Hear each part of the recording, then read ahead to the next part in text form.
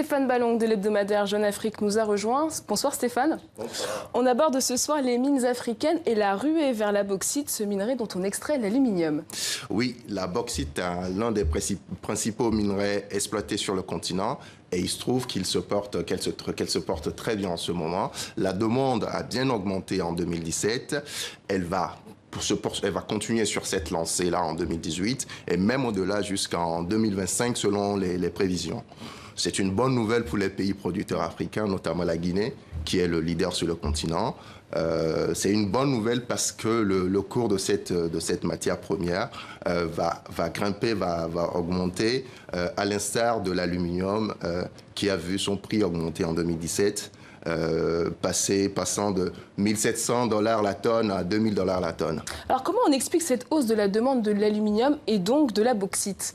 Deux raisons à cela, hein. Elles viennent toutes de la Chine. La Chine, sachez-le, est le premier producteur mondial de l'aluminium et de la bauxite, premier consommateur mondial et premier exportateur. Seulement voilà, la Chine a beau produire énormément de bauxite, il se trouve qu'elle est confrontée à la raréfaction de cette matière première. Par ailleurs, l'Indonésie, qui traditionnellement est le principal fournisseur de la Chine, a mis en place un embargo depuis il y a 4 ans, donc en 2014, qui fait que finalement l'offre s'est réduite sur le marché alors que la demande chinoise ne cesse d'augmenter. Et donc pour un pays producteur africain comme la Guinée, c'est une belle opportunité.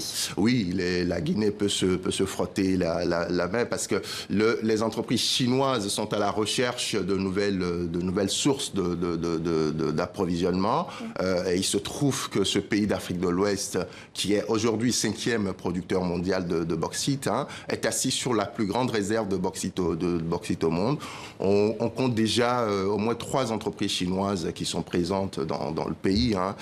Tout ceci signifie que la production guinéenne de bauxite, qui a déjà augmenté ces dernières années, va continuer de croître. Et le défi pour les autorités de ce pays-là, c'est d'arriver à faire transformer cette matière première localement pour créer plus de richesses et plus d'emplois au profit des Guinéens. Alors, un article à retrouver dans la toute nouvelle formule de Jeune Afrique. Dites-nous-en un mot. C'est une nouveauté, hein, c'est une nouveauté sur la forme. On a rajeuni la maquette de Jeune Afrique pour la rendre plus aérée, plus lisible, mais c'est surtout un changement sur le fond. Sur le fond, on refuse la dictature de l'actualité, on prend du recul pour apporter de la valeur ajoutée à nos lecteurs. Ceci se traduit par des informations exclusives, des enquêtes fouillées.